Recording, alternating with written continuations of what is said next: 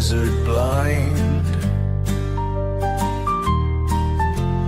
whispers of a twisted mind,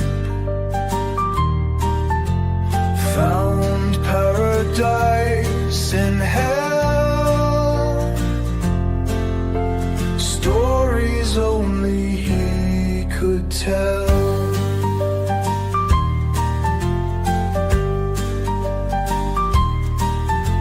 Children of a broken dream followed his unholy scheme. Promised lands through bloody hands, swept beneath the devil's plan. Manson shadows on the wall, creeping closer to the fall. Twisted preacher in the night, spreading chaos with delight.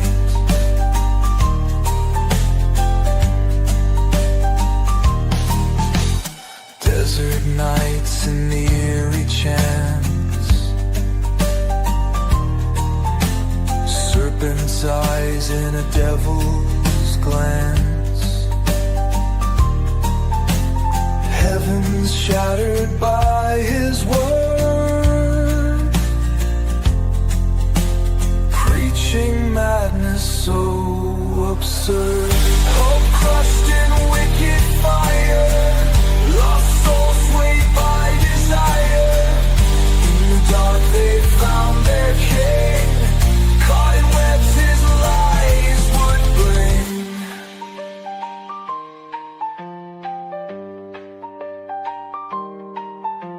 Children's laughter turns to cries, echoes of the night's disguise, promises of pain and chains, left them wandering insane.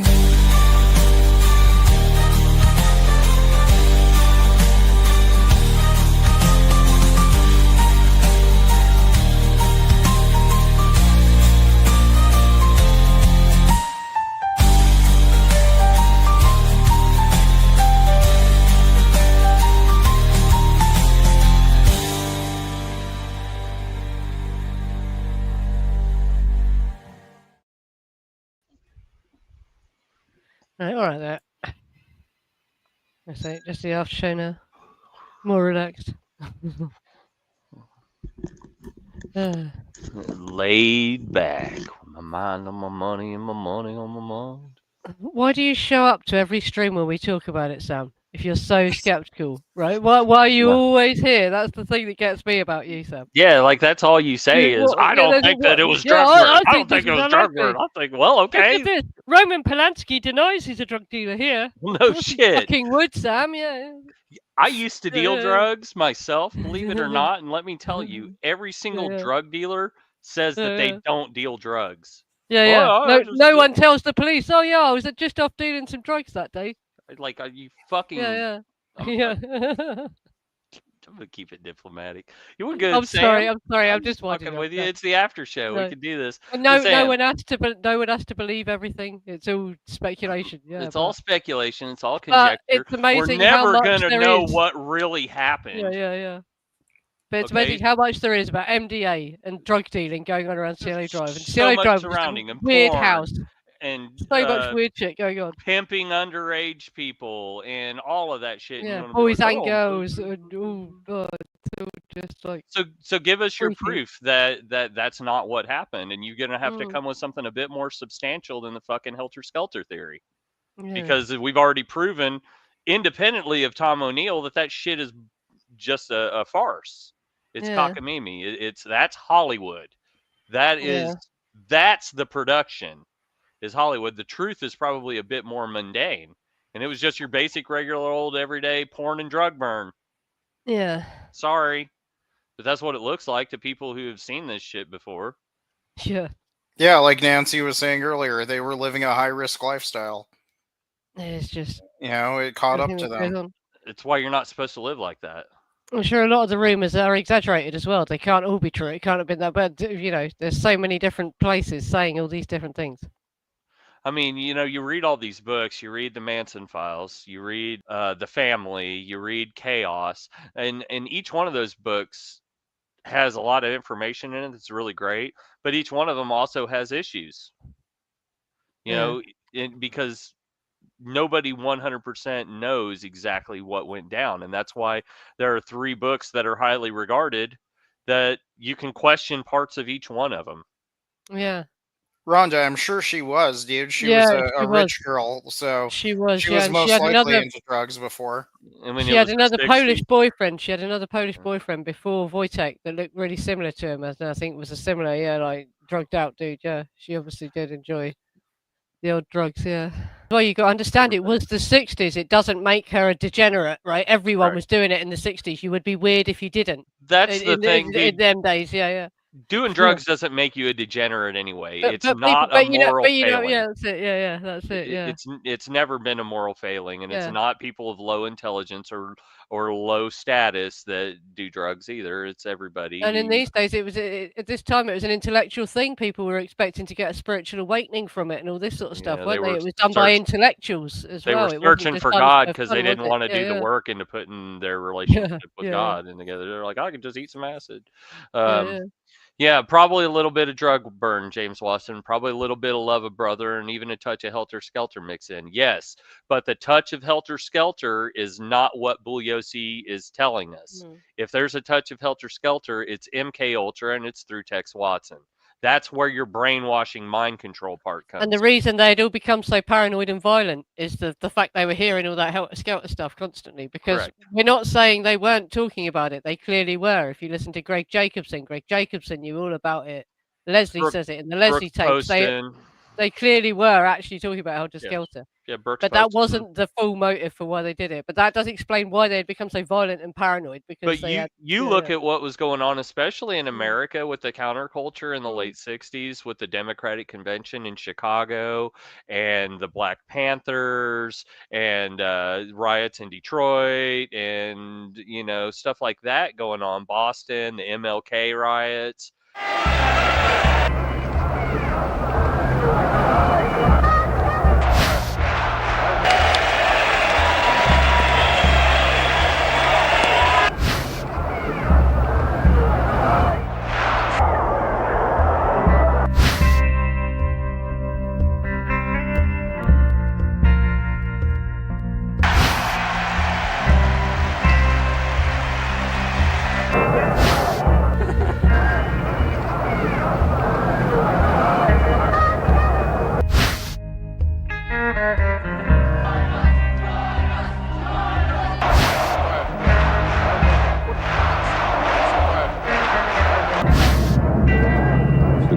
Surges forward, roaring with pride.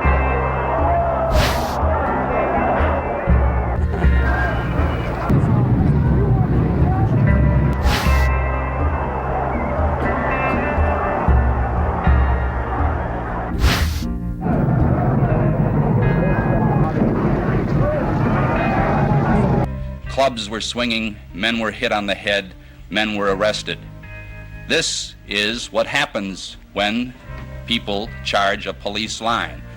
There is blood that is shed.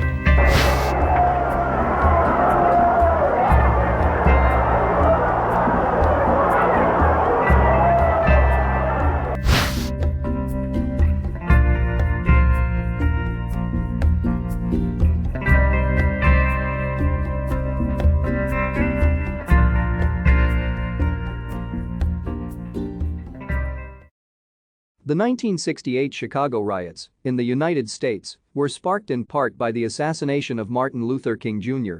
Violence and chaos followed, with people flooding out onto the streets of major cities. Soon riots began, primarily in black urban areas. Over 100 major U.S. cities experienced disturbances, resulting in roughly $50 million in damage. Rioters and police in Chicago, ironically a place of which King himself said, "I've been in many demonstrations all across the South, but I can say that I have never seen, even in Mississippi and Alabama, mobs as hostile and as hate-filled as I'm seeing in Chicago, were particularly aggressive, and the damage was severe." Of the 39 people who died in the nationwide disturbances, 34 were black. Chicago, Baltimore, and Washington, D.C. experienced some of the worst riots following King's assassination. In Chicago itself, more than 48 hours of rioting left 11 Chicago citizens dead, 48 wounded by police gunfire, 90 policemen injured, and 2,150 people arrested. That was a very militant time with a lot of paranoia and a lot of divisiveness. People thought that the very fabric of our society was being ripped apart. Yeah, well, the Vietnam War, all the young men were getting sent off there, weren't they? Coming absolutely up, and anything to like reacclimatize them to normal society again. So they were going and joining bike gangs and all that. You know what I mean? Sure. These people were, these kids were meeting these guys. You know.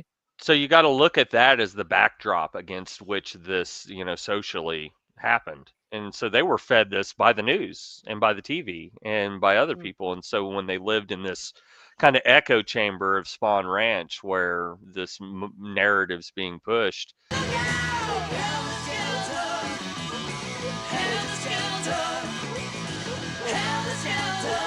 All it takes is somebody with a handler being there. I text TJ the Terrible. I look at either one of them first and foremost. Linda Kasabian, the Spawn Danny Ranch raid report. Linda Kasabian. No, yeah, the Spawn Ranch raid report says there was 3 undercover coppers at the Spawn Ranch. So if you've got the police tell us in their reports there was undercover coppers there. If you got at least 3, if not 4 spooks, bringing that narrative and pushing that agenda, it's not hard to see. And look how at the that FBI, happened. the COINTELPRO stuff at the time. They were trying to make the Black Panthers look bad, and they were shooting Fred Hampton and all this sort of stuff. You know, like it was terrible. When they didn't have to, the Black Panthers actually did a really good job of that on their own. If you would have just let them to their own devices, you'd have had all the ammunition that you needed. But in fact, it made the FBI look bad because they were doing that shit. The documents exist now showing it, don't they? Yeah. Correct. It's just ridiculous, yeah. So you know how we kind of touched on a little bit earlier how they definitely had the neo-Nazi ties with the Aryan Brotherhood and all of that that was going on. What do you guys think about the tension between them and Ret, like the Ret Skull, like the real Nazi? Like, do you think that was like tension over who was going to take over and be in control of the neo-Nazi scene in California? Or did he really just not like them because they were hippies? I think he really just didn't like them because they were hippies. Kid, what the hell are you talking about? I know hippies. I've hated them all my life. It was that simple. That's how people were back then. Frank Retz, you talk about Frank Retz, because Squeaky says something about him in her book. She says they hated him basically because he was trying to get George Spahn to evict them. He was saying they should kick him off the ranch. But I mean, he was definitely like carrying on like the Nazi ideology. Yeah, but it wasn't a political thing. And so were they. So I just wondered if it was like tension between them over who was gonna end up on top in the like California neo-Nazi scene, or if it was something completely unrelated. Because it kind of seems like it might have been. You know, she's really hateful about him. She really doesn't like him. She's really horrible about him. But she says the reason is because they were trying to get them evicted. She was trying to get them. He was trying to get them evicted. Yeah. Even to turn it into a German-American friendship camp, whatever the fuck that means. Yeah, it was gonna be. It was gonna be like that. Yeah, Nazis basically. Yeah. What was that other ranch? Nazism to Americans. Yeah. What was that other ranch in the canyons? That other neo-Nazi camp. They were like the silver shirts before World War II. There was a Nazi camp in the canyons. James Watson, where did they find 3 cops who could pass for hippies in 1969? Bro, you spend a week out on Spawn Ranch in 1969 and you'd fit right in. Where's Sam Smith? Where's your proof that it wasn't a drug burn? I don't know what you mean by that. I'm offering all the proof. Well, no, he did. He finally concede there is some proof. I should have put that on the screen. I've never seen him concede that. No, because that's all we're saying. We're not saying we know for sure. No one fucking knows. We weren't there. There's just a lot of evidence that it there is so was. much saying that there was MDA, and other people have come forward and confirmed Harrigan and Doyle really did provide this MDA for people. Capella says, right, Rhett's bought or was trying to buy the west part of the spawn property, which I've read ran down the middle of Main Ranch House, the one close to the Outlaw Sex. Hey, Shop Hello Mary is actually basically right there at Spawn Ranch now, south of Chatsworth, and they're growing a bunch of weed on that property and shipping it out across the country. So if you want to buy some weed, even if you're in an illegal state, buy it from Shop Hello Mary. It's coming from Spawn Ranch. Yeah. Anyway, yeah, good chat. Oh, so I found it. It was Murphy Ranch was the Nazi camp in the hills or in the canyons, and that was before World War II. Like they were trying to build a Nazi movement in the U.S. and L.A. Yeah, well, Mae Brussell was really on that, weren't she? If you read Mae Brussell's research, she was really into this idea that Operation Paperclip, connected to Operation Paperclip after World War II, isn't it? People that were into eugenics even before the Nazis existed, we had them in the UK. The people that believe eugenics, basically, yeah. Tom Harrigan was at the Cielo house on August 7th from around 4 to 6 p.m., during which time he and Wojciech drank a bottle of wine and discussed the upcoming MDA delivery. And that would have been after the doiling, so whatever MDA was coming was probably in those trunks. Or it was something that Roman was sending to replace the MDA with that wasn't MDA. That he was getting in England. You get MDA in England at that time. Like, it was manufactured. You could make it. You had to have the recipe. I want to say that the Canadians probably had the plug on the West Coast for North America, but I mean the rave scene really started in England. That was kind of their thing. So those club drugs were over there too. That stuff definitely spread. He could get it and said, and that was probably the replacement. They're like, well, we've ruined that with the doiling, so Roman, hook us up. Yeah, James, that is the Nazi camp that there's still ruins of in LA. Is that Murphy Ranch? It sounds like it was in Canada, yeah. But that guy Ian Tunner, if you watched it, I find it's called "Interview with a Friend of Harrigan and Doyle," and I've done a Substack article summarising what she said. If you don't want to listen to the whole interview, no, my camera zoom out again. There you go. But she says, that she knew the chemist. She lived with the chemist that made the MDA. He's a dude in Canada, yeah. Ian Tunner, he was called, yeah. Kane McCulley says, I think there were several motives. Yeah, there was. Everybody there had their own thing going on. Tex had his own. He was working on his own inner clock. Sadie had her own motives. Linda had her own motives. Yeah, for sure. They were all. And also, I can't believe as well that they were angry at Linda, so they pinned it on Linda. But it could be any one of them that had this drug burn with the guys at Cielo Drive. They might have just tried to pin it on Linda because they were pissed off at her because she just testified against them and she'd walked, hadn't she? So you would be pissed off when you've just been given the death penalty and she's walked. You would be bitter at her. Yeah. So did they blame her? Did they try and blame it on her when really it could have been any one of them? It could have been Tex. It could have been. In all honesty, it probably was Linda, though. It was. Yeah, but Linda is connected to drug dealing before and after, isn't she? She was convicted again, weren't she, as well, later after as well. She carried on being a drug dealer. No, Linda, and she never gave that lifestyle up. She lived that for the rest of her life. She raised her daughters in it, because her daughter was arrested with her, wasn't she? Yeah. And her other daughter got stabbed in downtown Denver in a rough area at the time. Right. That's Linda. That's what she brought. That was the chaos she brought. Yeah. Really, I don't know that they would have ever prosecuted Charles Manson or the Manson family without Linda Kasabian. She was the one who told authorities, she got immunity for it, but told authorities what happened. Oh. And without that, the prosecutor in the case, Vincent Bugliosi, had said that they may never have had a case against them. So she was critical, and, she was freed and really led a rough life afterwards. She's had all sorts of problems. Yeah, but I've always said they appear to get more violent after she arrives. No one really sort of buys that, but I think that they weren't as violent till she arrived. Something about her riled them up more. I think she was bringing speed. They didn't use the word pig and stuff like that apparently until she arrived on the scene. So Linda was always an agitator that was sent in. Yeah. Linda was always a meth head, and she was afterwards. She got arrested for meth in '96 up in Seattle. But yeah, I think it was her bringing meth that made him more violent. Sam Smith, but who claimed what? Harrigan? Was there anybody who confirmed that? Confirmed what? Can you elaborate? I don't know what you're asking. It's in the police report that Harrigan delivered the MDA.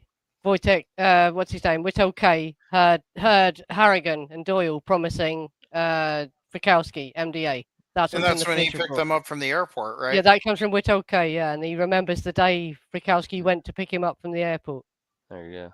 So it comes from Whittle K, and it's Harrigan that is supposed to have actually literally supplied it. But it's a deal done between Harrigan and Doyle and Whittle K. Well, here's the thing. Frykowski and Whittle K overheard it. Yeah. Patrick says Linda was a big part of this. Not sure if she wanted the murders to happen, but she knew the drugs were at the house as well as Tex. Yeah, and they all came armed. So I don't know is that they planned to murder anybody, but they may have planned for things to get sticky and that they were going to maybe have to take things by force.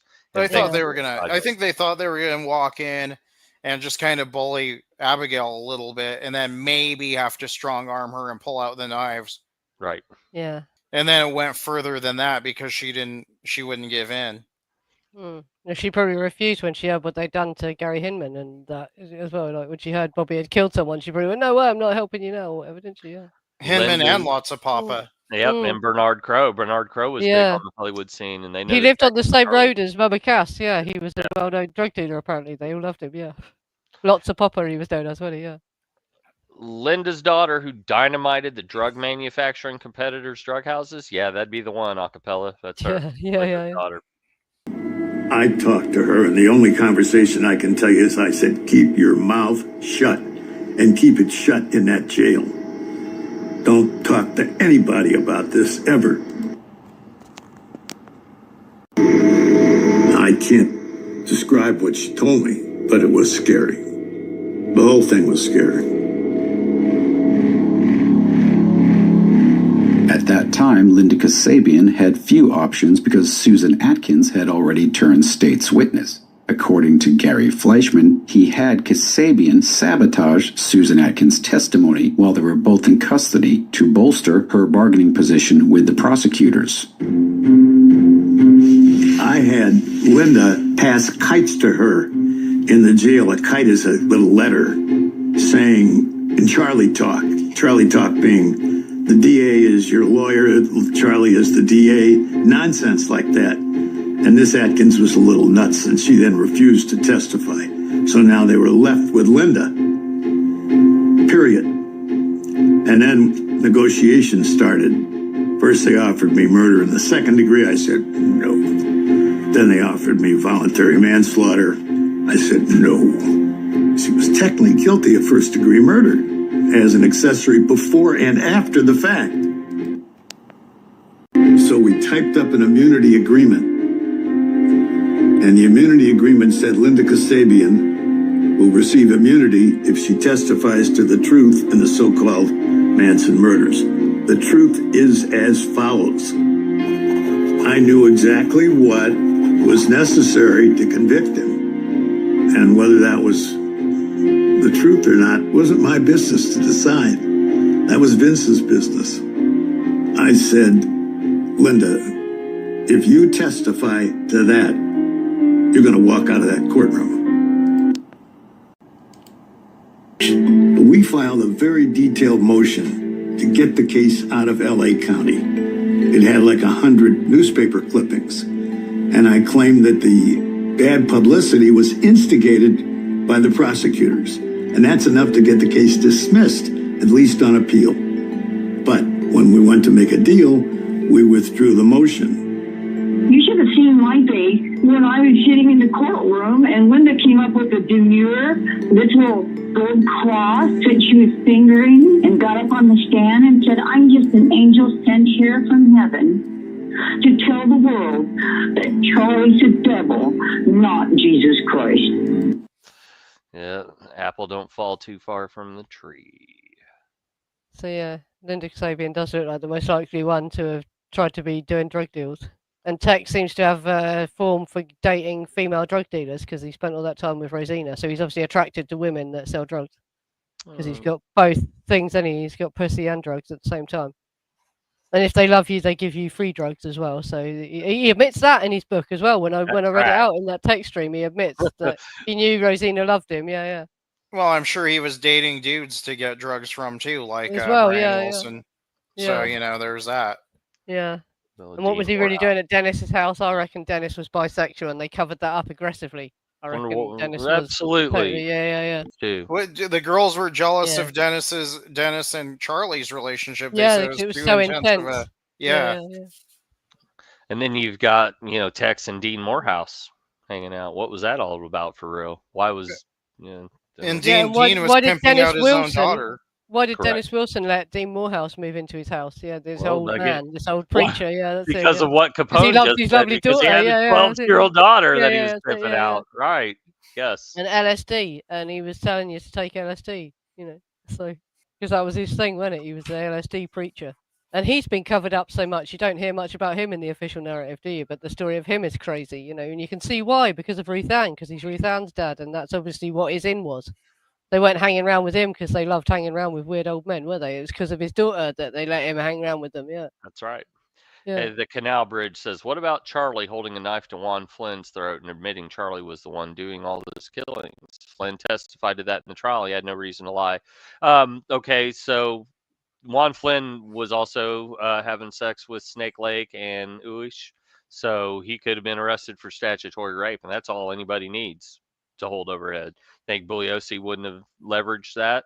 Yeah, and they were hanging around the court, weren't they? They were literally when in my Manson Shadows videos, it shows you Ruth but all the young ones were hanging around. Absolutely. Well, Diane Lake was actually sectioned around the time of the trial or something, wasn't she? I think she wasn't hanging out with them, but she testified. She was brought in to testify.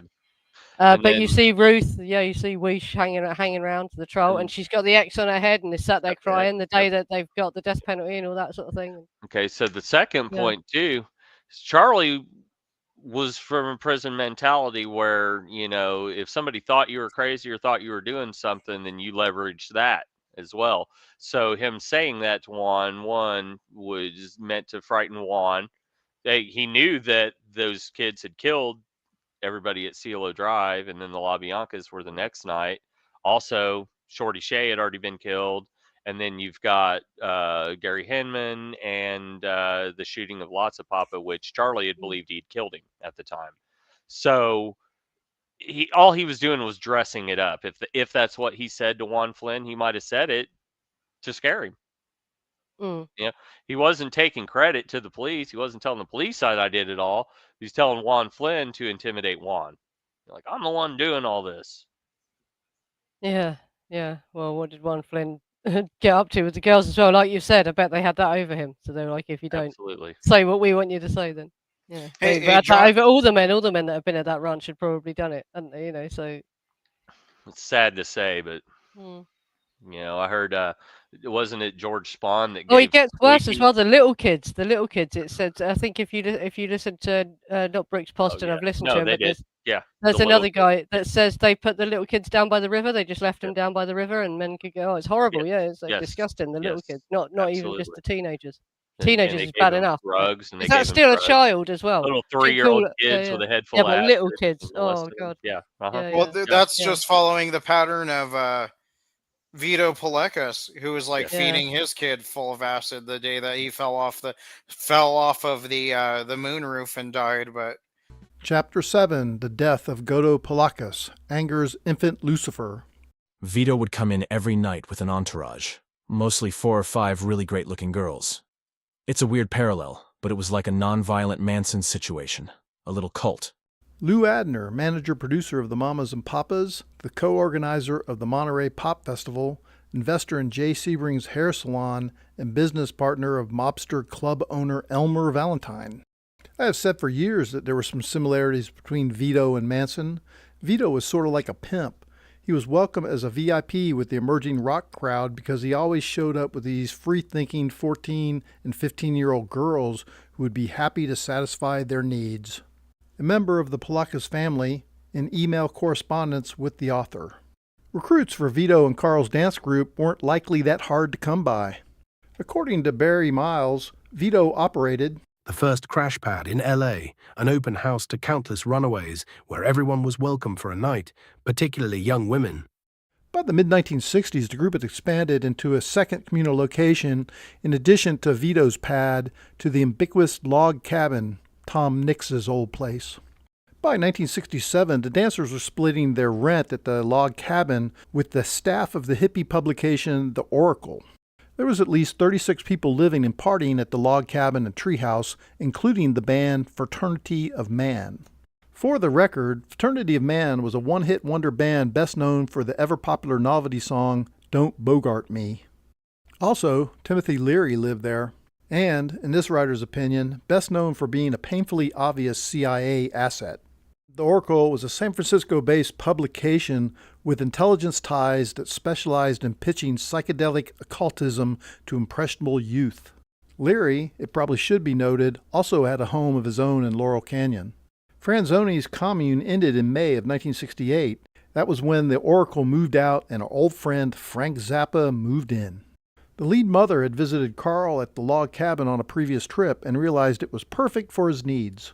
And it was an easy move for Frank since he was already living in Laurel Canyon at the home of Pamela Zarubica, a.k.a. Susie Cream Cheese, at 8404 Kirkwood Drive, where Zappa had met his new wife Gail and where Gail's old kindergarten pal Jim Morrison was known to occasionally pass the time. Miss Cream Cheese was yet another member of Vito's dance troupe. According to multiple sources, Barry Miles is mistaken in his contention that Franzoni's commune came to an end. Frank Zappa took over as ringmaster, to be sure, but Franzoni, he stayed on. He lived in the basement and was known to bowl in the midnight, usually naked and intoxicated. The doomed Christine Frica had a room down there as well, as did the other future GTOs. Miles noted correctly that the freak dancers became so closely associated with the Mothers of Invention that they got dubbed as the Mothers Auxiliary, and Carl Franzoni, in particular, was included in a lot of group photographs. Vito and Carl also received vocal credits on the band's debut album, as did none other than Bobby Beausoleil. And that in a nutshell is the story of Vito and his freak dancers, or at least the sanitized version. Because there's also a very dark underbelly to this story. And much of it centered around the angelic hippie child that the readers of Life magazine met in 1966, and who we must now sadly add to the Laurel Canyon death list. For young Godo Palakas, you see, never made it past the age of 3. The specifics of the tragedy are difficult to determine, unfortunately, as there's little agreement in the various accounts of the event. According to Barry Miles, Vito and Sue's 3-year-old son, Godo, had fallen through a trapdoor on the roof of the building and died. The author goes through quotes from a number of people on their accounts of what happened, and really all it does is muddy the waters. So muddy, in fact, that in addition to there being various compelling fell from the scaffolding, fell through the trapdoor, crashed through the skylight accounts, there are also at least 2 medical malpractice stories. We also know that Vito and Suze had a rather odd reaction to the death of their firstborn son and only child, as recounted by Des Barres. I was beside myself with sorrow, but Vito and Sue insisted on continuing our plans for the evening. We went out dancing, and when people asked where little Godot was, Vito said, "He died today." It was weird, really weird. Barry Miles, who was also close to the scene, had a similar recollection, though he attempted to put a more positive spin on the reaction of the parents. Vito and Sue's 3-year-old son, Godot, had fallen through a trapdoor on the roof of their building and died. That evening, Vito, Sue, and the gang went out as usual, dancing with an even fiercer intensity to assuage their grief. Godot died at 7:30 p.m. on December 23, 1966, some 36 hours before Christmas morning. On the side of reality that I live on, the death of a child at any time would deter most parents from going out and partying the night away. That it occurred virtually on Christmas Eve makes Vito and Suze's actions that much more incomprehensible. Adding to the weirdness factor is the full text of a quote from the San Francisco Weekly. Kenneth Anger's first candidate to play Lucifer, a 5-year-old boy whose hippie parents had been fixtures on the Los Angeles counterculture scene, fell through a skylight to his death. By 1967, Anger had relocated to San Francisco and was searching for a new Lucifer. He soon found his new Lucifer in the form of Mansonite and former grassroots guitarist Bobby Beausoleil. And so it was that the soon-to-be convicted murderer replaced a cherubic hippie child as the face of Lucifer. I'm pretty sure that was like a whole cult sacrifice thing. But Johnny Rogers was saying something about earlier about he thinks that there were more people involved. I'm pretty sure there were. I mean, if you count Stephen Parent and you count Garrettson, you've got two more dudes right there that are involved that can be muscle for the murders without just counting the girls that were lightly armed with knives. Why did Manson, DiCarlo, Watson, and Davis threaten Juan Flynn with a gun at Myers Ranch dinner in September 69? Because in September 69, the whole thing was flying Was out. he threatening to leave? Did they think he was going to run? Because Manson was giving kill orders for everyone that left. He sent men after Stephanie Schramm, the little girl, Kitty Lutzinger. And if they had gone the other way, they would have caught them and they would have killed them. But they went in opposite directions. So they zigged where they were supposed to zag and got away. That's it. Yeah, that's why they were threatening everyone, because if you looked like you was going to leave. I think that's why Zero shot himself, because he knew if he left, he'd get shot anyway. It was the only way out. Yeah. Kitty and Stephanie going the way they went and getting picked up by Inyo County sheriffs is one of the most fortuitous things about this whole situation. That's what got Susan arrested. And that's what saved their lives. That's what saved their lives, and it got Susan arrested. Susan getting arrested and getting put in civil brand for Gary Hinman is what broke them. Kitty Lutzinger and Stephanie Schramm made statements first, though, as well, I think. Yeah, Kitty Lutzinger and Stephanie Schramm made statements to Inyo County sheriffs that got Susan Atkins arrested for Gary Hinman's murder. They put her in civil brand, and it was her talking to Virginia Graham and Ronnie Howard in civil brand while awaiting trial for Gary Hinman that got everybody hooked up on the Cielo Drive and La Bianca murders. Yeah, Susan ran her mouth trying to look tough in prison. Correct. And so this wild story got back that Susan Atkins was telling people. And so that's how the Helter-Skelter thing got concocted, was they kind of went with Crazy Sadie.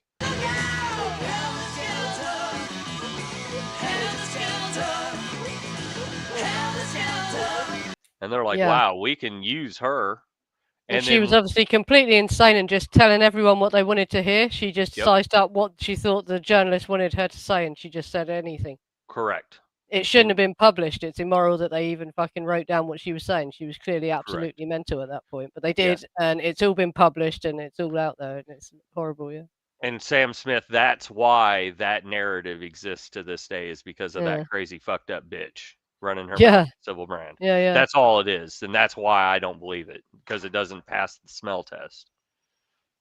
No, she was already involved with these lawyers as well that were telling her what to say. So it's like she was, Yeah, you had Lawrence Schiller and Day Shin and Richard Caballero and all those guys. And look at who Virginia Graham's connected to as well. Virginia Graham has loads of connection. She's connected to Frank Sinatra and shit like that. They're all stooges. And she was a high-class call girl in the entertainment industry. And, it's almost like she was a plant in there for them to hear that story so she could report back. Because from what I understand, she told she told Virginia Graham and Ronnie Howard, but it was really Virginia Graham is the one that blew the whistle. But they tried to make it out that Ronnie Howard was the one to save Virginia Graham from any scrutiny.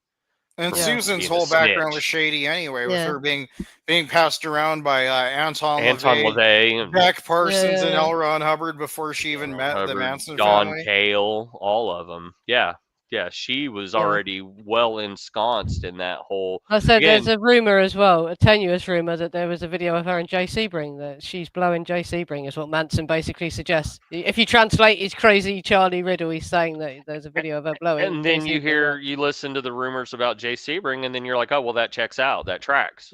Nothing that they're saying is out of the realm of possibility for what you know about these people. That's what you have to look at, is the reality of it. Kitty Lutzinger told Whitley and Gunther all about who was at the Hinman murder days before the Tate murders. It wasn't days, it was a week Graham's, after. the one that's written a book and has done interviews and is the one that talks about Frank Sinatra loads and all that shit. Virginia Graham is The Kitty and Stephanie escaping Barker Ranch, and the Barker raid was a week after. Ronnie Hughes got killed in the 70s as well. Actually, the other one died. Virginia Graham, I think she's dead now, but she only died recently. But the other one, Ronnie Howard, not Ronnie Hughes, Ronnie Howard fucking died in the 70s. She was killed in the 70s.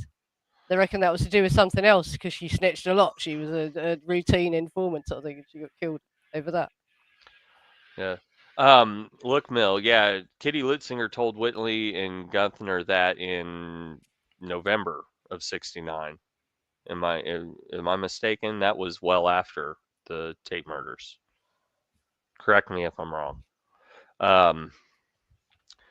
Yeah, Marks. Manson sent people to kill Kitty and Stephanie for the crime of leaving the family. Yeah. In the aftermath of the Tate LaBianca murders, things got really tense in that group of people. Yeah. Yeah, they got paranoid as fuck. Very much so. They thought the Black Panthers were coming after him for lots of papa.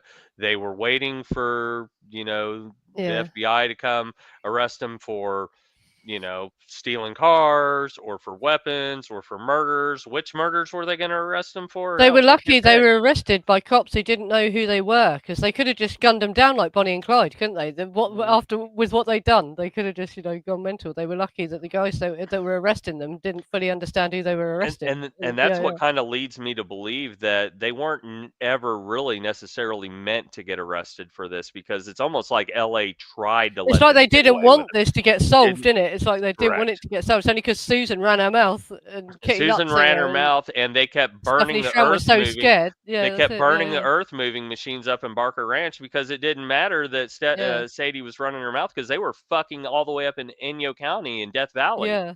They weren't going to get found anyway, but they were burning the earth moving machines. So the Inyo County sheriffs came and got them and did a raid on them up there, dumbasses.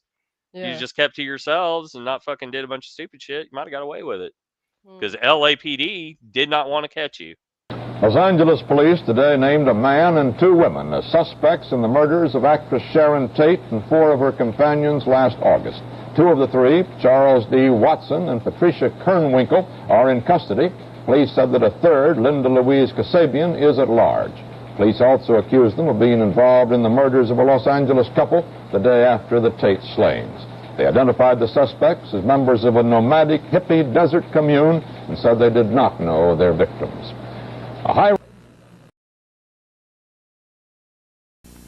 Taking into account the published report in the Los Angeles Times, the story that Susan Atkins told about what allegedly happened that night after the murder at the Tate house, we drove from Cielo Drive at the base of Benedict Canyon up here across from 2901 Benedict Canyon. Leaving from Cielo Drive, driving up Benedict Canyon, we timed ourselves and tried to place ourselves in the same position that the people would have been in that night after they left the Tate house.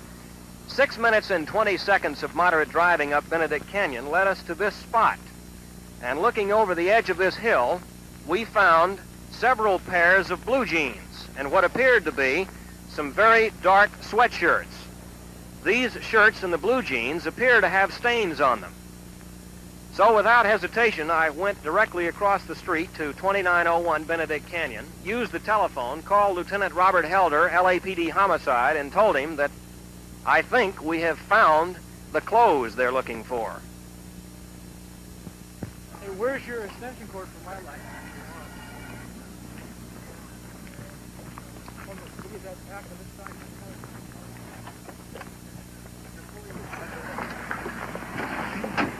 This is where we found it.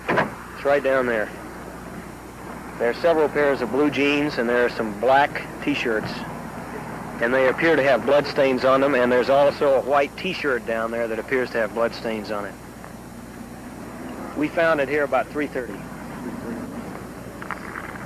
We'll go down and take a look at it. Yeah. Been down yet? Yeah, we've been down. That's why it's dug up. There were no tracks or anything until we went down the hill to look at it.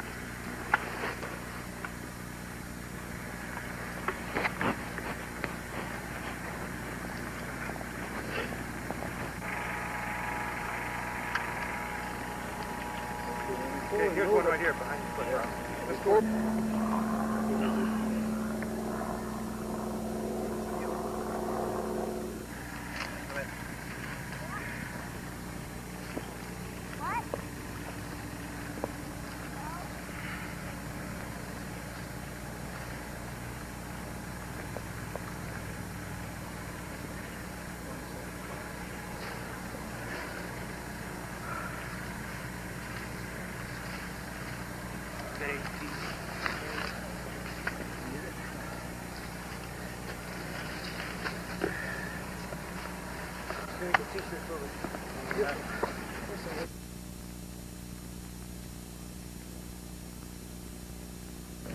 Well, we found some trousers and some shirts, appeared to be turtleneck shirts or something, dark in color. Did they appear to have any stains on them, or are you permitted to make that determination in the field? No observation as far as stains. How many of each garment? I didn't count them. I would say 2 or 3 sets. Any other things or objects located down there? No. What are you going to do with the evidence now? The evidence will be transported to Scientific Investigation Division, the laboratory at Parker Center, and examined by experts. If objects like this were to be bloodstained and have been down there for that length of time, would the scientific lab be able to determine whether or not there were these kind of stains on the articles of clothing after being out for so long a period of time? I don't know. I'm no expert. How did you get word about this afternoon? We were notified by my boss, Lieutenant Robert Helder, who received a phone call from what I believe is Channel 7 News.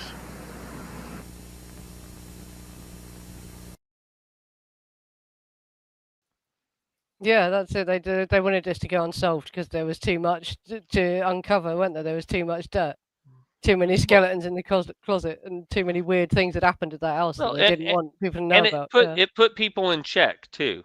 I mean, everybody was involved peripherally. Stephen Stills breaking into, I'm buying guard dogs and guns. They're killing everybody with estates, blah, blah, blah. Yeah. Like everybody was freaked out and paranoid because everybody was getting their drugs from those people or Well, were I can getting believe their... it was in Steve McQueen's biography. Yes, and Steve Warren McQueen. Beatty's biography. Yes, There's Warren other Beatty. connections come out in that as well. It's like, yeah. Absolutely. All those people were scared shitless. They were all paranoid because of the fact that they were all connected. Because all of Steve Hollywood got their McQueen drugs and sex was from those worried his people. fingerprints were on the cocaine at Jay Sebring's house. Sure. It says in one of those biographies. And you he was can't take worried- them as verbatim. They might be exaggerated or whatever, but it says that. You know what I mean? He was worried his DNA was inside Sharon Tate and that baby too. Yeah. That's it. Yeah, that's it. I was thinking. Imagine how attractive that kid would have been, the child of Sharon Tate and Steve McQueen. Would have been a lot better than Roman and Sharon's kid. Yeah. Or Jay Sebring and Sharon Tate. Yeah. Hey, Acapella, Yeah. it does look like it said pick, and then somebody went back. Yeah, and went and did a connected that G. We've looked like at that that before. piece Everyone has. is totally different. Like it looks like it was added way after. It's a different color. The blood stain's even a different color. There's more blood on it again. Like someone's gone and got and more it was blood. newer. Yeah. I heard James Watson says he heard Jane Fonda gag. Well, dog is kind of gamey. Yeah. Yeah. And yet Mary Bruner's a free woman. Man, she should have went to prison a couple times over. You want to talk about... Yeah, well, she did go to prison for the Hawthorne thing, didn't she? But not as not very long. Yeah, she should have done. Especially for somebody who had previously been a what do you call it? A witness in a murder trial. No, she was involved, wasn't she? She held the thing over his head, and she robbed his wallet afterwards. But she was given immunity for testifying as a witness before they realized that. Yeah. And she was one of the witches of Mendocino. Absolutely. Yeah, she was the first Manson girl. She was the original girl. The original one. Yeah. The only one with his confirmed baby as well. That was for years. Like we know he had other kids now, but the only confirmed son of his come from her as well, didn't he? Mary should have been locked up for a long time.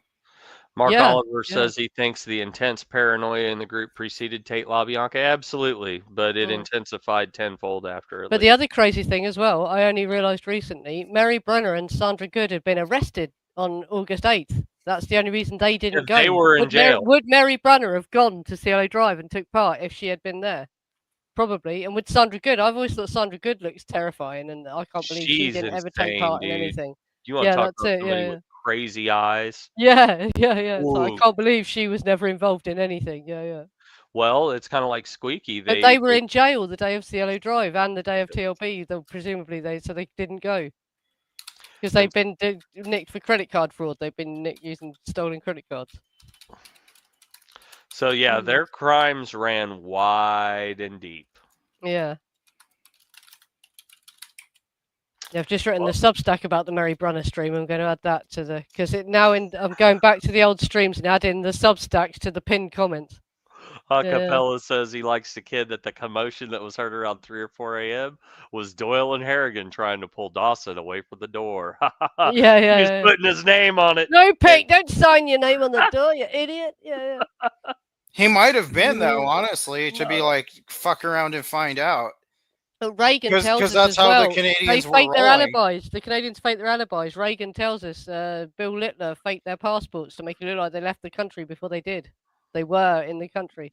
And Pete Dawson's alibi was he was driving a truck somewhere in New York or something. Yeah, and that's why he couldn't have been there. But that sounds tenuous, doesn't it? Manson went back there with Clem and Reeve Whitson, right? But what if they met Pick and Doyle there? And that was Pick that put that on there. And they're like, hey, motherfucker, don't do it. And so they dipped it into Jay Sebring's fresh blood that's on the porch now because Jay died on the porch and bled out. Yeah, and they've just moved him inside. The little thing to turn the C into a G because if you look at it, you can see where it was a C, and they kind of put the little to make it a G on that. Yeah, it was 100% Pick before it got changed. It looks like it could have, yep. They were like, "Oh, Pick, don't put that on the door." Yeah. They started changing it to Pig. Yeah. No, I haven't got it to load now. Nobody, might better find it. Charles easily. Manson didn't set all those events into motion to have it come true. He wasn't there. He was up in Big Sur with Stephanie Schramm, and really had so little to do. I mean, with CLO. When we're talking about that, we're talking about CLO. He really had so very little to do with that. Why do you think Pick would have been more pissed off at them than Doyle, though? He was just a more aggressive loose cannon one, wasn't he? Because I wonder why did he attack Whittle K as well? He's supposed to have grabbed because he was staying at Abigail Folger's house. He was the impetuous one with no emotional regulation. Yeah. He was just the one that kicked off the most, wasn't he? Yeah, that's it. Yeah. The others were a bit more level-headed. Who, Nancy Pittman? Thought it was just Nancy that went with Manson to CLO. No, if you're talking about in the aftermath of the murders, it was no, Nancy Pittman didn't go. I'm pretty sure it was Clem and Reeve Whitson that went for the cleanup. Yeah, Reeve Whitson rang someone at 6 a.m., didn't he? Rang Hatami at 6 a.m. So how the hell did he know? Yeah, that's it. Way before, I'm just trying to find a slide with the... What was it, like 8 hours before it got reported in the press? Because didn't it not get reported until like 10? I mean, Winifred Chapman didn't get reported till the evening news. It didn't get reported till 5 or 6 o'clock. The world didn't hear. You didn't hear till the evening news. The police didn't even hear till like 9 a.m. when Winifred Chapman calls them. Remember, no one had the internet in their homes or anything at that time, so you had to rely on the 6 o'clock news back then. Yeah, and the newspaper. Which was the next morning. Yeah. And he rang him really early in the morning, didn't he? And said, isn't it terrible what's happened to Sharon and Jay? Yeah, way before anybody else should have known. So he had to have been up there. Yeah, well, how did he know? Yeah, he must have seen, mustn't he? Yeah. And then you've got Manson telling Newell Emmons that, well, they got the right people, but the reasons that the DA used to convict us all is absolutely insane. And you look at it and you listen to what Manson says, and they've done such a good job of painting him out to be this loose cannon crazy. Oh, crazy Charlie. Don't listen to anything that guy says. He's crazy. Well, that's a great way to discredit him so that nobody actually listens to him, because if you do... Yeah, and Susan Atkins did the same thing as well. Manson advised Susan Atkins to do the same thing, so that's part of the reason Susan Atkins did all the crazy shit. Oh, yeah.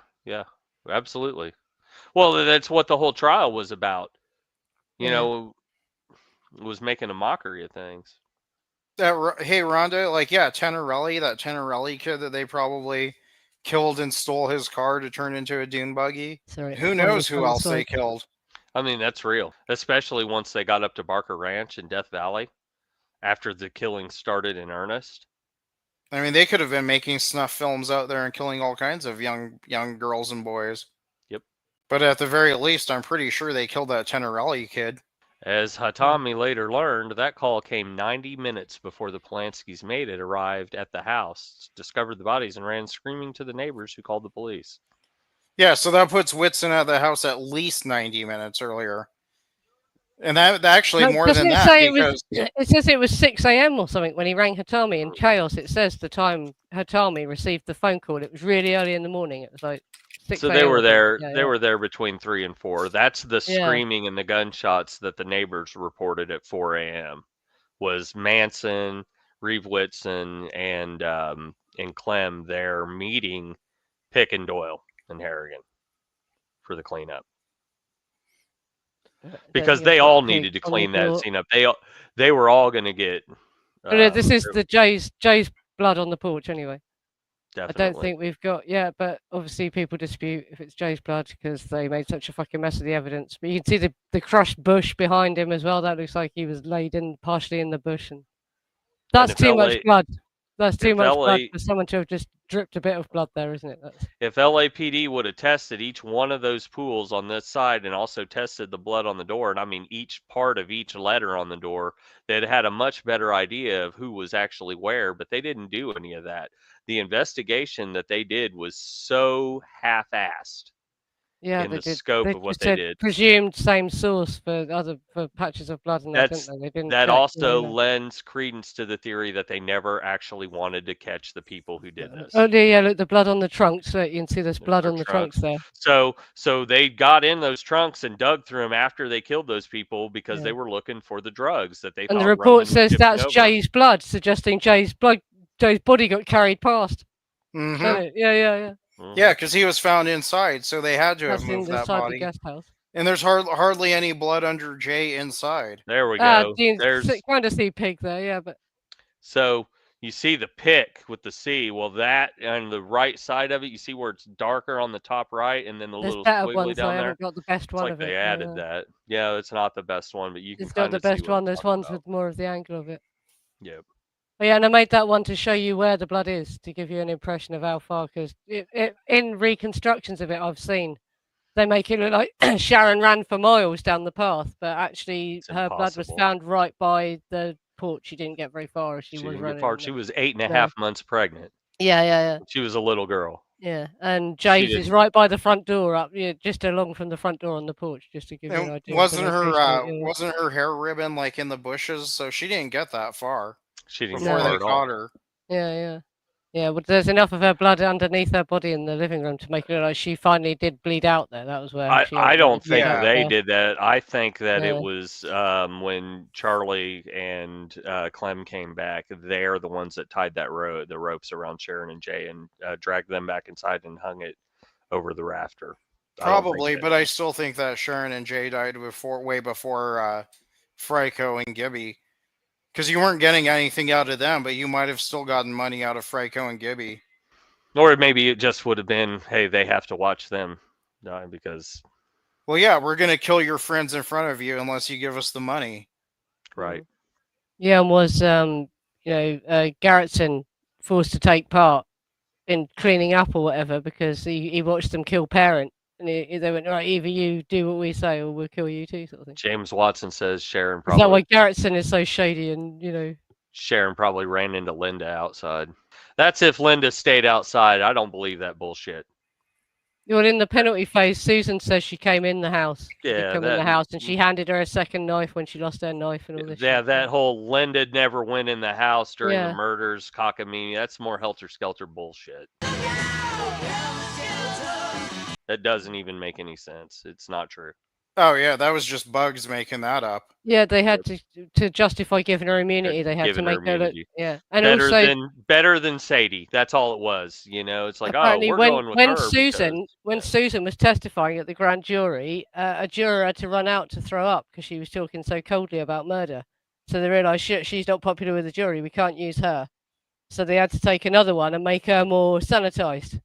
So they said, we'll say this one never went in. And he even suggested in Helter-Skelter that he covered up the fact it was her that stabbed Parent's hand. And Bugs like that, even says in Helter-Skelter that... I can't work out how Tex stabbed and shot him at the same time. They like the idea of fresh-faced blonde-haired, hippie little Linda in a sundress. She just looked more the part that they were wanting to sell. And that's, it's in the book. So there's little nuggets of truth in Helter-Skelter. They're not the parts that he wanted us to see, but yeah. Well, I think they felt bad about it. I think he drops clues, he drops hints, like the bit about Stephen Parent and who stabbed Stephen Parent. He says something about, I can't work out how Tex did that. In the Linda Kasabian stream, I show the quote from Helter-Skelter. It's Sam weird. Smith. Sam Smith. Who exactly ripped who off? Was it drugs or was it money? What kind of drugs and what quantity? How much money we're talking about? Talking about a lot of money. First of all, we're talking like $5,000. Linda ripped off her husband for a bunch of money. Her husband's best friend, Charles Melton. And she says she handed it over to Manson, doesn't she, in court? She says she handed it over to Manson, but this implies that actually she didn't. She spent some of it on drugs. On drugs. She gave money to the people at Cielo Drive. Sebring for the drugs that were coming over in the trunk. It was, they were working together. But they had fucked up their MDA supply by raping the dealer for some reason. So that had gone south. They were not going to get the MDA. And then so they probably went up there saying, well, give us our money back then. And they were like, we ain't got the money. The trunks were on their way over from Europe and they got seized in New Orleans. So those didn't get there. So they didn't have any money. The MDA was coming from Canada. Anyway, they had no drugs. They had no money for them. And they went up there to get their money back and get the drugs. And then it turned into this shit show. But it was Gerritsen that saw Sharon's clothes getting delivered. He's like, "Oh, the trunks are here. The trunks are here. The trunks that they're waiting on for all the drugs are getting shipped over here." But it was Sharon's clothes. Hey Nancy, do you know more about the hair ribbon to give Mark some context about that hair ribbon out in the yard? Oh, it's Courtney still in the chat. I doubt she's here now, but Courtney was the one that found out all about that. Yeah, because we couldn't find photographs. There's meant to be photographs of the ribbon, but Courtney said she has found it, but she won't share it. But the hair ribbon was found in one of the bushes, probably near her blood. Like further out, towards the road. And there was also a lavender scarf found that's believed to have been Frykowski's, or Frykowski was wearing it, and it was dropped as Frykowski was running or whatever. Josh Casey, yes, Nancy actually showed that in the mainstream earlier with the FBI documents that shows they seized a trunk that was from Polanski to Frykowski at Cielo Drive, and it contained drugs. And they informed LAPD. If it had contained nothing, they wouldn't have bothered to inform LAPD if it wasn't relevant. So we know it was relevant. And what they were doing is they were just going to build a case, because that's what the feds do. They'll let you run that game for years and just build a huge conspiracy on you and lower the boom and put you in jail for the rest of your life. That's what they do. But then there had to be a big fucking cover up because of all the Hollywood people involved.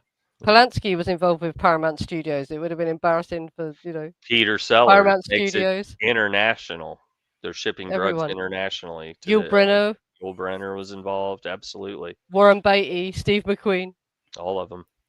Everyone. The movie studios would have moved heavily to repress everything, wouldn't they? And they did in them days. They had fixers, didn't they? That repressed all this shit. Yeah. The fixers that you're talking about too are like FBI agents that they. Yeah, hired. Courtney has found. She said she's found the photo, but she won't share it. Okay. Yeah.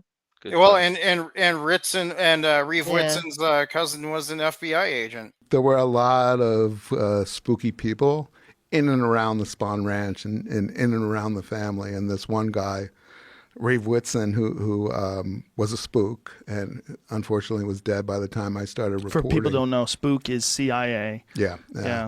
Some people don't know what that means. Apparently. Yeah, I didn't know what it meant before I started all this. I don't, I mean, maybe if I thought about it, but I wasn't interested. It's a strange terminology. I know. Yeah, spook. Well, it's like a ghost. You don't see them. There's no trace, no record. Mm-hmm. And this guy, that's how he lived. And I had found out about him in my reporting. First, I got to his attorney and then to some of his close friends. He lived in Los Angeles, and then he'd disappear for months. Doing undercover work, and he said he wouldn't even tell us who he worked for, but his wife and daughter who were in Sweden and other people who said it was the CIA.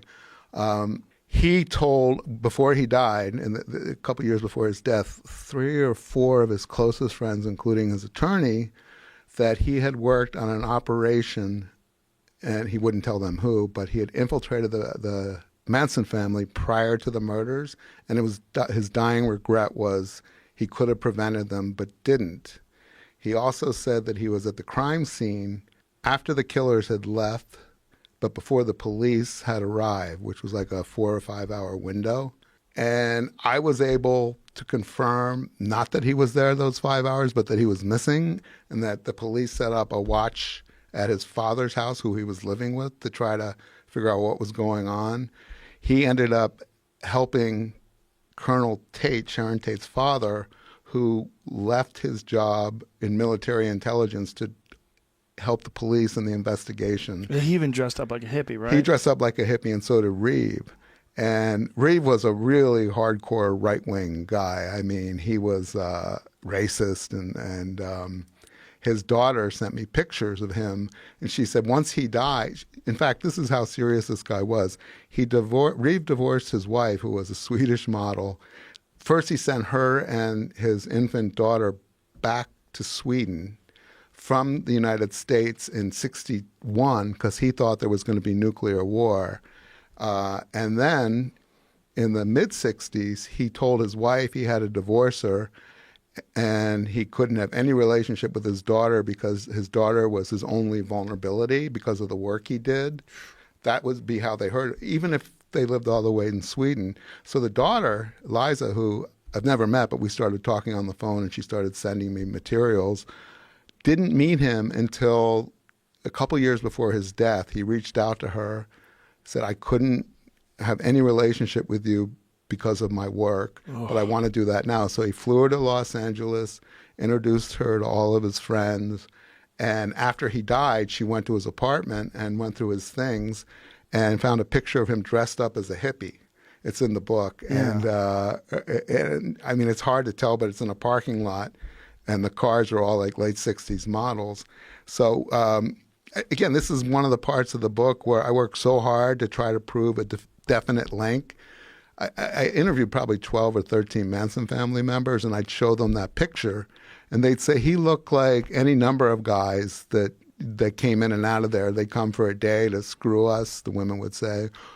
Charlie would bring guys in, and we didn't know if they were the ones who were providing drugs or who they were, but yeah, maybe or maybe not, you know. And they were all high most of the time too. Yeah, and I spoke to his cousin. Yeah, I didn't interview her for the channel, but she confirmed it, and she's the one that found his obituary and all that. And also, someone was able to confirm, yeah, he did work for the FBI and later the CIA as a consultant. Look, Mill says you're on the right track. Melcher was most definitely into the occult. Yeah, they all were. That's the kind of ultimate payoff all this we're building towards. These were ritual... And all the shit we've heard now about Hollywood and them invoking demons, because they learned actors know if you invoke fucking demons, it can make you look like a better actor and it can make you a better actor. Freemasonry. I know fucking witchcraft, people don't believe demonic possession's real, but fucking trust demonic me, possession. if you let yourself get possessed by a devil, it makes you a better actor, it makes you a better musician. Fucking they love it in Hollywood, yeah. Look at Gary Oldman. Gary Oldman like physically transforms for every fucking role. Yeah. Right. Yeah. You know that's what this is about, man. These were rituals. And look at Roman Polanski's films. He knows a fucking lot about what satanic rituals look like, doesn't he? If you watch his films, it's like, well, where did you learn this? Let's break this down. Rosemary's Baby. You just look at that one. I mean, this is a movie made by a Polish Jew who escaped the World War II concentration camps. His family was killed. He comes to America, and what's he do? He gets put on by Paramount and makes a movie about Jewish people. The Antichrist being born. Yeah, sacrifice, blood libel, Jews committing blood libel to bring about the birth of the fucking Antichrist. By the way, it's starring Mia Farrow, who at the time was married to Frank Sinatra, who basically made her the fucking Beyonce of her generation. What have you done to its eyes? He has his father's eyes.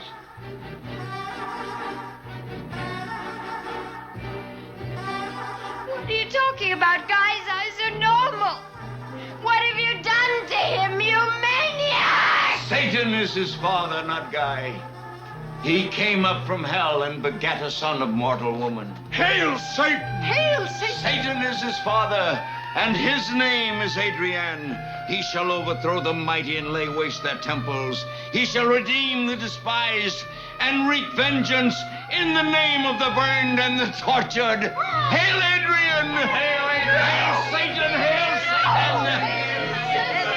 He chose you out of all the world, out of all the women in the whole world. He chose you. He arranged things because he wanted you to be the mother of his only living son. His power is stronger than stronger. His might shall last longer than longer. Yes, Satan! Like she moved in with Sharon and Roman after, because Frank Sinatra dumped her while she was in making that film, and she moved in with them, didn't she? And that movie was shot at the Dakota where John Lennon was executed. And by the way, where was Charles Manson getting all his messages? From fucking Beatles. Like the full circle of this ritual thing that's encapsulated in all this. The reason why you got to do so many streams on it is because it's impossible to break it all down in 1 or 2 hours. You won't get all of the story. No. And that's what that's really all about. It's about the ritual aspect of Hollywood. The Freemasonry. And if you watched that, The Ninth Gate, the one he did more recently with Johnny Depp, and there's a female Satan. Satan's in it, but she's played by a woman. It's a woman. That tracks. That checks out totally. Yeah. And there's a lot of weird ritual shit going on in that, and it's like, how do you know all this, Roman? You know what I mean? You know a lot about this shit, don't you, Roman? After you start seeing it, you start looking for it. You see it in all of it. You see it in the fucking Super Bowl halftime shows. You see it in commercials. You see it in, on album covers. You're like, oh, goddamn, there's a bunch of fucking occult shit here. A bunch of Freemasonry shit, and Freemasonry, what that is, it truly is it's Satanism posing as Christianity. But to get that high up in the movie industry, you probably have to be a Mason or something, or be in some fucking other secret society that's only connected to Hollywood or whatever. You've got to be. Absolutely. You won't ascend to that level. And that explains how bands like U2 get to where they are. And I'm not shitting on anybody or anything, but I mean, it's kind of bland, or like Coldplay or whatever. How the fuck did they get so big? Well, because it's ritual. Taylor Swift as well. If you look at what she actually sounded like, she had a rich dad who bought a producer to produce her and make her sound better. Absolutely. But they've made it look like she came up organically, but she didn't. She had a rich dad who fucking bought producers to make her fucking sound better.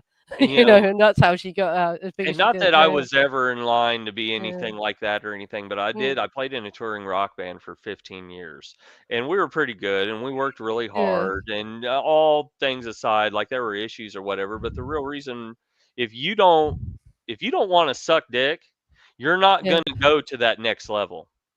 And it's not just like there's a casting couch. But it's like if you're a regional band and you've got like a manager or something, the manager wants that. He wants favors. Like it's all of them. It's everybody. It's promoters. It's all these different agents and people that you come across, and they're all a part of that. Well, that's what got me about the Manson case. It hit me when I was doing the Golden Penetrator stream. Fucking hell, like nowhere was safe, because I associated all the bad stuff with the rock musicians with their tight trousers and their electric guitars. You know what I mean? I thought folk was safe. But it hit me then. Fucking hell, no. Terry Melcher, John Phillips, Charles Manson associated with folk. John Phillips was the worst of them all. Oh, John Phillips was a monster. Was an absolute monster. The it's Wolf shocking. King of LA. That's why he called himself. Wasn't a joke either. And the reason why these other people were kind of portrayed as that was to take the heat off of everybody else. Well, look at Jim Morrison and Dennis Wilson. I think Dennis Wilson's got made a fool guy because he died when he did as well. So like, what can he say or do? Well, it wasn't just the Phillips; it was the Wilson Loves that were involved in incest too. The photos of him and Sean Love make you think, "Fuck me, Dennis, what was wrong with you?" Right? I know she was 16, but she looked 12. And that's not legal in America, is it? In the UK, that would be legal, believe it or not. But in America, it weren't, was it? Yeah. First cousins can't marry, and also she was. No, but her age. I mean, her age. She was 16 years old, weren't she? Which isn't cool. And he got her pregnant, so you can't deny he did it, can he? No, he had a kid, Gage. He had a kid with her. He married her when she was 18. The whole thing about already had his baby. So the Beach Boys is a very interesting thing, anyway, just because of the fact that the whole thing was a cover up. They were all selling an image from the get-go. And, they're portrayed as being as American as apple pie, which they probably are, but there's a whole lot of dysfunction and incest and drug use and blah, blah, blah. So the real story is America, but they were sold as the family that makes music together and the Beach Boys, blah, blah, blah. So they didn't want to have anything that's going to disrupt that image either, because in the late the Mamas 60s, and Papas were controversial because it was the first time they mixed men and women in the same group. That was Peter, controversial. Paul and Mary had been around. But that's more fucking folky, wasn't it? More folk. Yeah. The Mamas and the Papas were much more pop.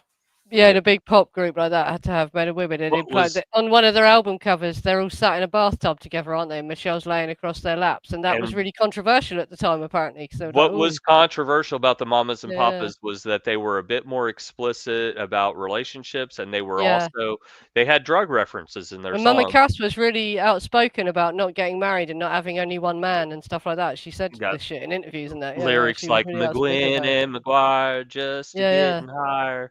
You know, like to have that on AM radio in the late 60s was pretty risque on Creek Alley. But some of the comments she made about marriage, because in them days, you know, even though it was changing in the 60s, conservative parents still wanted you to not have sex before you were married. Pretty sure she was saying stuff about, oh, you don't have to get married and we don't have to have just one man in our life. We can stay with him for the rest of our lives. And she said that in the aftermath of the birth of her child, and that was because the press was asking her about her daughter's father, and she didn't want to answer any questions about her daughter's father, and so that's what she said. She was one of the first big stars in Hollywood as a woman to have a child and raise the child on her own. I mean, outside of maybe Joan Crawford, Mommy Dearest. Those kids were adopted. Most of them adopted their kids, didn't they? Because they didn't want to go through the giving birth and what it does to your body. Correct, Mark Oliver. Carter family included both male and female members. We're talking about pop music, not old-timey gospel folk. Pop was very much dominated by men and girl groups. If there was a girl, it was like the Supremes, you know. And the Carters were all actually siblings. It wasn't like the Mamas and Papas who were all clearly fucking each other. Correct. Yeah. It was a giant orgy like the Mamas and Papas. Michelle was really young, quite scandalously young, wasn't she? I think she was 18 by the time they got big, but I know she was young when she met John Phillips. She was 16 when she married John Phillips. And he was already married to somebody else, so he was having an affair Mackenzie with Phillips' mother. And he left her for Michelle Phillips. Yeah, correct. He's older than his daughter. She said it was really awkward when I came to stay with my dad because she was only 2 years older than me. Yeah, she was great, my stepmom. Yeah, great songwriter. Total piece of fucking shit. Yeah, well, was he even that great, really? He did. He wrote some great songs. I mean, when he was on, like Creek Alley, California Dreamin'. Those are great songs. He also, in his solo stuff, he did Me and My Uncle. And he was involved with Kokomo, weren't he? Which, even if you think it's a shit song, it was a commercially successful song, wasn't it? He was involved with writing John Phillips and Terry Melcher both have a songwriting credit on Kokomo. Yeah. Which explains so but that much. went with the movie Cocktail as well, didn't it? I think that was partly why that was so successful, because it went with the Cocktail. Tom Cruise movie. No, that soundtrack was huge. I mean, it had hippie, I remember hippie it. I remember people having the soundtrack, not at the film. They had the record of the soundtrack. Yeah, that was like a movie of the summer that year. Yeah. And the soundtrack got all kinds of play at barbecues. I mean, and if I have your fond single memories. is on a movie soundtrack, it counts towards its chart position. That's why it got to #1. You don't have to buy the single if it's on a movie soundtrack. It counts towards its chart. Oh, shit, I've made it. But that soundtrack had it had Tutti Frutti by Little Richard. It had Hippie Hippie Shake. It had Georgia Satellites were on it. I mean that soundtrack was all killer, no filler. So there's a reason why it sold so many copies. Because it was a great compilation of music. And wasn't Kokomo a new track for that? They wrote it. It was like the first original Beach Boys material in like 20 years. I mean, the first one that they wanted to claim, probably. Anyway, it was like their big return. Nothing had been heard from him really since Dennis had died. Dennis died in '83, and that was So like, okay, maybe not 20 years, but like 10, 15 years, like the first original Beach Boys music coming out. Yep, for sure. Yeah. Oh, and it was also reuniting them with Terry Melcher. Right. Yeah. Big deal. It's corporate rock. It is whatever. I think it's just evidence that Terry Melcher was a bland person anyway, that he was like, yeah, let's produce that. Because he went ahead and produced the entirety of the next Beach Boys album in a similar vein, and it was horrible. When I was looking into him, though, he produced a lot of other pop acts. Paul Revere and the Raiders. They're not memorable, but they were big at the time. He was responsible for a lot of stuff that was commercially successful at the time. It just isn't memorable. He was known as he had a singing career. He was a singer as well. Yeah, he was in a duo before. He launched himself as Terry Day. Yep.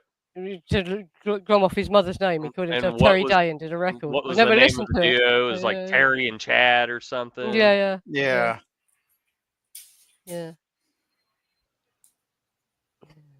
All right, we're at the hour and 15-minute mark. Yeah, we go for an hour again, which is a long time, isn't it? Yeah, I've got to get to sleep. I'm pretty tired, actually. Got it. Thanks for coming, everyone. It's been a good stream, hasn't it? Hopefully. And Bruce and Terry, who are also known as the Ripcords. That's it. James Watson comes in. Also known as the RIP chords. Yeah. Ooh, and on that note. Yeah. Anyway, have a killer weekend, savages. Yeah. Thanks for coming, the everyone. same. And I'll see you next week. There will be a stream next week. Probably Charlene Kafritz, unless I need more time.